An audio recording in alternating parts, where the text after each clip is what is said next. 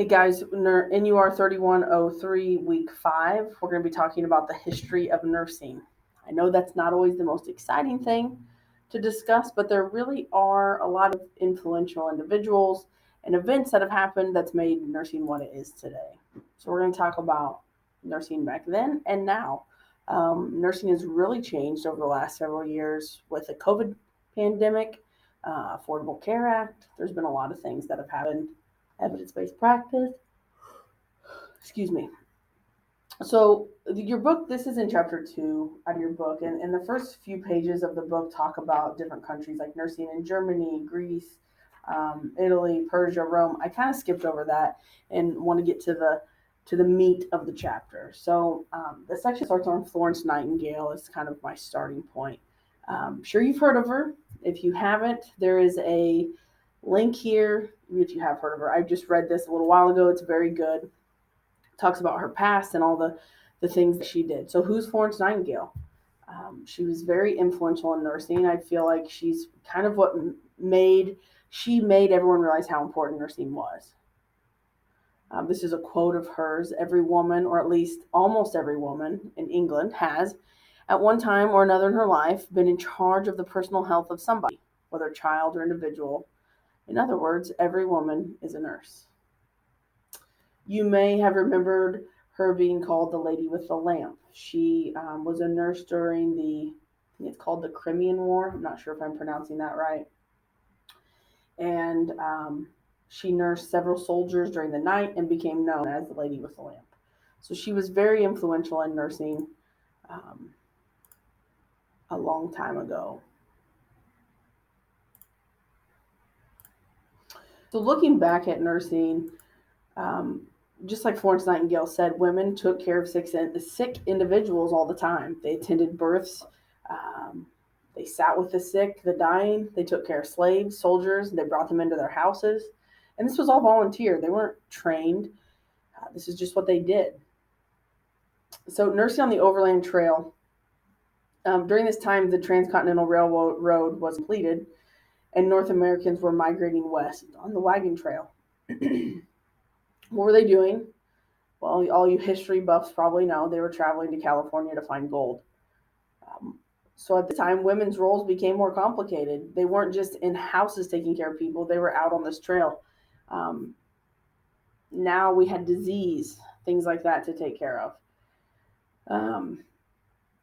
If you've seen restoring the balance of humors in the body. If you've read about this before, diseases were thought to have their origins in imbalance of one of the cardinal humors. So blood, phlegm, or black or yellow bile. Treatments often included bloodletting. If you remember right, we had a president that was killed because of bloodletting. They literally let blood out of the body thinking that they were getting rid of disease. For some reason, I want to think it's George Washington. I can't remember if that's right or not. But we did have a president who died from bloodletting. They had to deal with sunburns, hacking, coughing, chills, itching, mosquito bites, things that maybe they didn't have to deal with back around home. There were several religious groups that were important in the very beginning. Travelers from Eastern Europe came to the eastern part of the U.S. There was a lot of overcrowding, lack of plumbing, inadequate sewage. There was all these epidemics that occurred. The Catholic Sisterhood stepped up and started taking care of sick individuals. The Oblate Sisters cared for more than 200 patients in Baltimore during this time. And the Irish Sisters established a hospital in Pittsburgh. So this is kind of what was going on the east side of the country. We already talked about people traveling out west. Dorothea Dix, she was a very important individual. Your book talks about her. Your book doesn't talk about her enough, though, because Dorothea Dix did a lot of very good things. She was around in the Civil War era. Some of the things that she did was she was the superintendent of the female nurses in the Union Army. And she founded the first American Army Nursing Corps. What your book doesn't talk about is she cared for prisoners and the mentally ill. She really stood up for people who are mentally ill. And back then, I mean, that's huge. I feel like we're just recently starting to really embrace mental illness. So back then, that was a big deal. So she shared stories of the mentally ill, said they were housed in cages, cellars, stalls, pens. They were chained, they were naked and beaten with rods. So she actually had some legislative success that led to the renovation of asylums. So I thought that was pretty huge.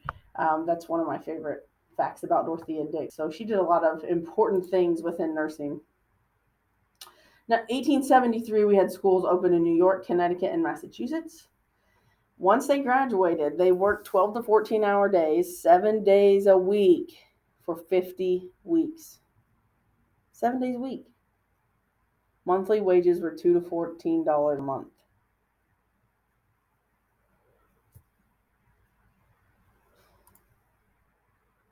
Nursing uniforms, caps, and pins. Um, we used uniforms to distinguish nurses from untrained hospital workers. I think we still do this today. A lot of hospitals that I've been in, nurses wear a certain color, and maybe radiology wears another color, or lab wears a different color. So I think we still do that. Uniforms for students. Caps were different per organization. We don't typically wear caps anymore. They also had nursing pins. So, interesting fact, Florence Nightingale believed uniforms helped transform the image of nursing. I would agree with that.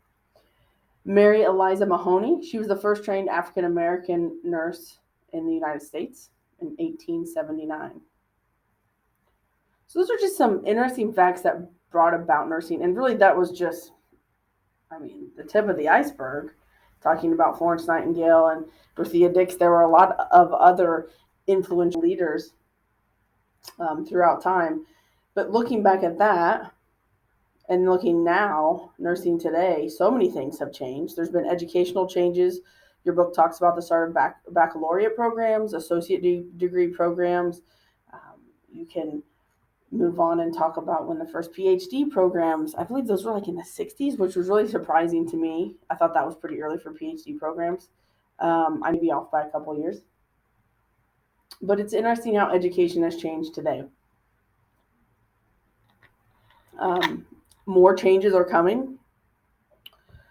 The NCLEX has changed multiple times over the years, and it's getting ready to make a major change in 2023. Be thankful that you're a nurse now.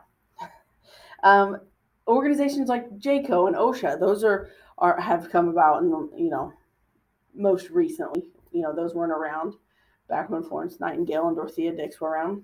Medicare and Medicaid. What about the Affordable Care Act? You could argue that it's wonderful. You could argue that it's horrible. But everybody has the opportunity to have health insurance now. Several individuals still do not due to high cost, high deductibles. Definitely don't think we have healthcare figured out quite yet here in America.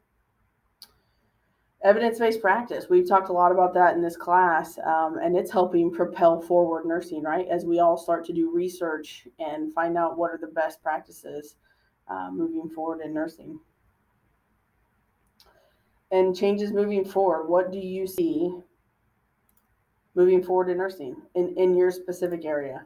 What do you see? I would be interested to know that. So for 2 bonus points, if you want to email me what changes you think in your specific department will be seen, I'll give you 2 bonus points because I enjoy that discussion between students. Nurse safety, that's been big throughout the COVID pandemic, right? I really feel like when the COVID pandemic started, everybody was hurrah nurses, and then they turned, right? And everybody questioned everything, and nurses just really weren't treated very nicely. Bedside nursing to home. I think we see a lot more home health care now. I've seen patients in the past 5 years I had a patient who had she had a PICC line, and she would hook up it was a tube that had a bulb at the end of it. and that would give her chemo. And when she hooked it up, the bulb would deflate at a certain rate, and she didn't have to program anything. That would give her chemo for the day. So I think a lot of things are becoming more home health type issues. I think in the future, less people will be in the hospital. I also think telehealth is big. It was here before the pandemic. I remember doing neuro assessments on a patient for a neurologist, and he watched on the computer, and then he would tell me what to do next, and he would evaluate the patient based on what he saw. And I think during the pandemic, obviously telehealth became huge for mental health, for a lot of reasons. So I think that will continue to be very big. But those are just my opinions. I'm curious on yours. So if you want to email me, I would be happy to give you 2 bonus points for your opinion on what's going to change in your specific department. What do you see changing in the future? That's it for this week, guys. You've got a discussion board and a couple. Let me go back and look here. You've got a discussion board. That's it. And then there are some really good articles on here. 7 ways COVID will change nursing. That's a good one. There's also an ANA article that you can look at as well. So almost through. This is week 5. We've got 2 more weeks to go. Hang in there, guys.